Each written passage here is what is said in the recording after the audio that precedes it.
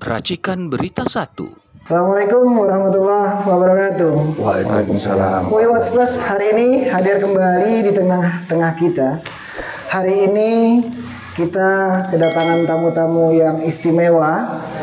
Ada di sebelah kiri saya ada Dr. Kristia Kartika. Di kanan saya ada mahasiswa alumni UI paling termuda saat ini, 2008. Ekonomi, dan ada dua fakultas kamu kuliah ya, ekonomi dan informatika. Luar biasa ini tamu-tamu dari yang senior 71 sampai yang muda 2008. Luar biasa pemirsa. Tema kali ini kita akan bahas tentang RUU perampasan aset pada saat itu 15 tahun lalu sampai sekarang belum bergerak ya Bang ya. Iya. Oke, pemirsa. Kita hari ini tanya yang pertama adalah ke Bang Kris dulu nih ya. Sebagai senior, beliau adalah salah satu pendiri KMPI ya Bang ya? Iya. Pendiri KMPI. Abang dulu di GMNI ya Bang ya? Iya. Oke. Terima kasih Bang. Apa kabar Bang? Selamat datang Bang. Alhamdulillah sehat. Senang banget nih Bang. Merdeka. Semangat Bang. Ceria benar hari ini Bang. Apa kabar Bang? Yuk, sehat ya? Sehat alhamdulillah. Aduh, senang banget Bang Rio sudah hadir tengah-tengah kita. Bang Kris, mengenai perampasan aset. Saat itu kalau nggak salah 15 tahun lalu sudah dikumandangkan tuh Bang tentang RUU itu. Dan bahkan sekarang ini rencananya 3 bulan lagi nih Bang katanya undang-undang mau disahkan. Apakah benar ya Bang? Menurut Abang mungkin pandangan ini? Iya. Terima kasih Pak Vicky. Jadi memang benar sejak 15 tahun yang lalu rancangan undang-undang itu sudah diajukan ke DPR sebagaimana mekanisme konstitusional. Ya. Dan kemudian dibahas dalam DPR. Biasanya begitu ya. Betul. Yang mengajukan pemerintah waktu itu, yaitu zamannya SBY ya? Kalau nggak salah SBY presiden. Nah, tapi rancangan undang-undang itu sampai sekarang until now 15 years. Ya, 15 years. Since 15 years ago itu nggak diapa-apain. Jadi tidak ada nothing. Jadi yang ada adalah bahwa rancangan undang-undang itu disampaikan, diajukan sebagai acara acara atau program tiap tahun, agenda tiap, tapi tidak pernah dilaksanakan. Tahun 2000 berapa terus dan sebagainya. Nah, dari ini semua orang sudah bisa tahu bahwa mungkin ada dua hal yang menjadi latar belakang ini barangkali ya. Yang pertama adalah bahwa ini akan merugikan banyak pihak-pihak yang sudah merasa diuntungkan sekarang ini. Yang kedua, mungkin pemerintah atau lembaga-lembaga terkait yang menangani masalah perampasan juga akan kesulitan. Sekarang di mana duit itu berada? Nah, tidak ada berita apa-apa. Kemudian kemarin ternyata ada berita bahwa BI menyimpan 400 triliun. Betul. Nah, orang bisa, tapi belum pasti ya. Bisa menduga bahwa jangan-jangan 400 triliun itu Jangan-jangan semua bilang gitu. jangan-jangan rampasan itu ada di situ. Bisa tambah sebagian atau sudah dapat. Kan orang boleh bertanya dalam keadaan seperti ini, pertanyaan akan muncul terus. Nah, karena itu maka kalau menurut saya rancangan undang-undang perampasan aset itu sudah terlambat sekarang. Kalau mau dibuat sampai Desember, saya tidak terlalu menghargai karena sudah terlambat lama. Walaupun silakan aja, tapi itu bukan bagus Bang, dampaknya buat ekonomi kan. Iya, walaupun terlambat lama. Artinya ini berpengaruh pada kondisi ekonomi yang daya beli masyarakat tetap rendah karena tidak ada perputaran dan sebagainya, dan deflasi tetap terpelihara sampai sekarang. Betul. Ya ternyata duitnya itu di situ.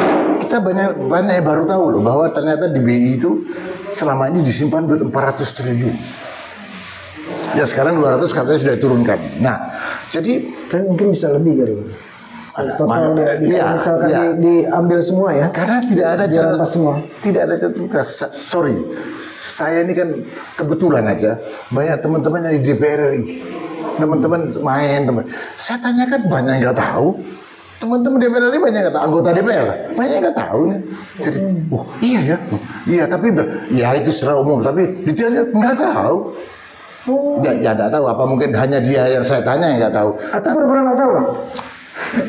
Tahu tapi berberkata gimana? Ya, itu juga urusan duit bang. Iya, itu juga. Tapi temannya saya tanya ini sebenarnya anaknya agak pejuang gitu. Aktivis. Iya, aktivis. Jadi kayaknya dia memang nggak tahu. Tapi mudah-mudahan saya nggak salah.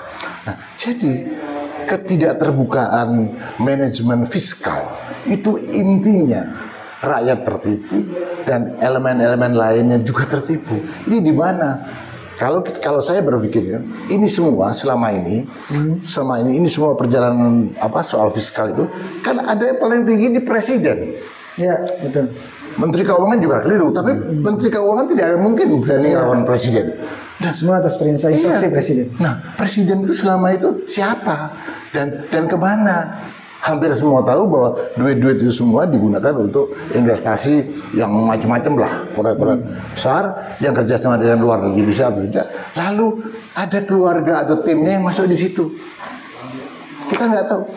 Nah, ini yang terjadi, maka sebenarnya walaupun benar boleh bagus lah sampai dengan Desember rancangan undang-undang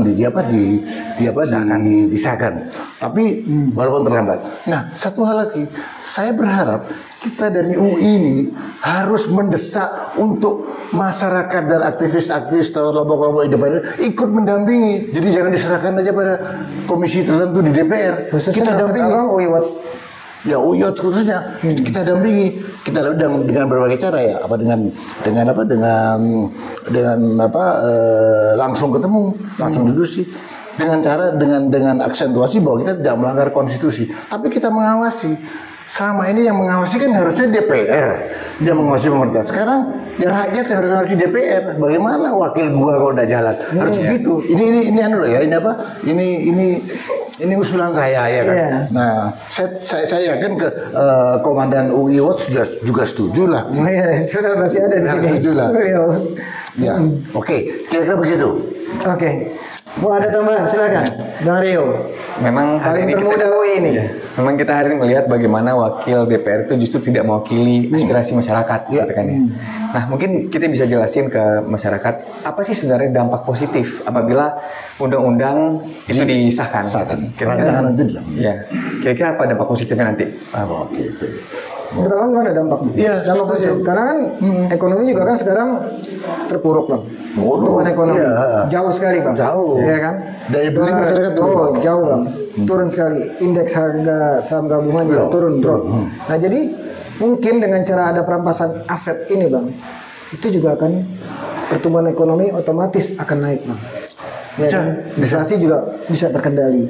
Bisa ya kan? Ya barangkali nanti kan dengan adanya perampasan aset itu, asetnya nanti dikembalikan ke negara dan aset itu bisa didistribusikan kembali ke masyarakat. Seperti itu ya. Tapi satu lagi proses perampasan aset nanti berdasarkan undang-undang yang sudah disahkan itu, kita jangan terlalu percaya pada proses hukum semata. Jadi harus secara politis, secara fisik kita kawal ya bang. Harus dikawal ya. Harus dikawal, betul. Kenyataan selamanya kan begitu. Lalu berapa 15 tahun ini kemana aset-aset itu? Sekarang kalau ditanya si A terbukti korupsi sekian katanya di media sosial. Tapi duitnya di mana? Gak ada yang tahu. Kasus BLBI? Nah, kasus BLBI sekarang berapa triliun itu kasus BLBI gitu. Ya kan nggak jelas itu. Saya kira kita sudah waktunya ya diskusi tetap, tapi juga ada physically ya yang menyentuh kepentingan langsung. Tapi memang ini bang harus dikontrol. Ya memang khususnya ya petinggi-petinggi di Watch inilah. Kita memang punya akses ke Pak Prabowo. Iya kan? Kementerian dan sebagainya. Itu ya mungkin abang juga banyak teman-teman di partai atau di kementerian ya bisa turun lah untuk mengawasi ini karena kontrol bang. Kalau tidak kan Nah, saya menambah tadi ada potongan yang menarik soal partai. Yang kita juga tekan adalah kita tekan dalam arti positif ya, juga mendukung DPR supaya ini cepat disahkan dan isinya jangan formalitas, jangan pasal-pasal rancangan undang-undang yang tidak menyentuh kepentingan langsung, harus dijaga per pasal. Dan yang kedua apa? Kita minta pada partai untuk menekan pada wakil-wakil yang di DPR untuk serius. Pertanyaannya, apa partai mau? Ya kita buat statement terbuka dan kita dekati partai dengan edukasi yang enak lah ya. Mohon gini-gini. Nah Tapi harus berubah, tidak bisa. Kalau hanya DPR aja tanpa tekanan partai tidak mungkin. Sekarang paling penguasa itu partai. Ya. Terhadap, apalagi terhadap DPR, partai. Oke. Gitu. Oke. Terima kasih Bang. Sama-sama. Dalam hari ini simple tapi dalam. Ya kan? Makasih. Oke, kita break dulu hari ini. Ya kan? Nanti ada season selanjutnya. We watch Veritas Probitas Justisia. Assalamualaikum warahmatullahi wabarakatuh. Terima kasih. Mario.